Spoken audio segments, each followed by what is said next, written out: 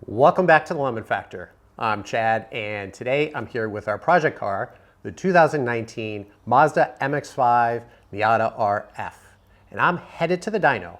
We're going to test out the combination of the Goodwin-Racing RoadsterSport SuperStreet axleback exhaust with the Goodwin-Racing MaxMidpipe.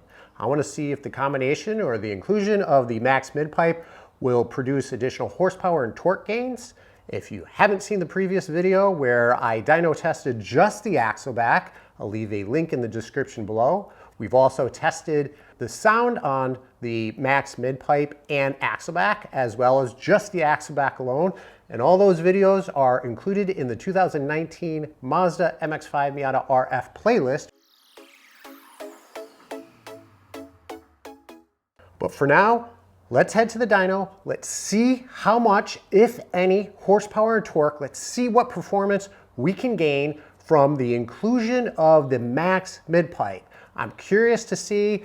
I'm not sure if we're going to get a lot, but for those of you who have been following the channel for a while, you know that we did the exact same with the Greddy Supreme SP, and we did produce some gains all across the power band. Once we've run it on the dyno, I'm going to come back and I'm going to show the comparison between totally stock, so we'll see how much we gain with the midpipe and the axleback.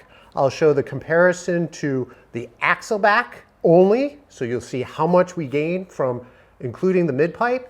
And then I will show the comparison to the Greddy Supreme SP, that exhaust being the midpipe and the axleback. So a lot to compare to, a lot to take a look at after we're done doing our dyno pulls. So don't leave, wait until the end. So with that said, let's get going.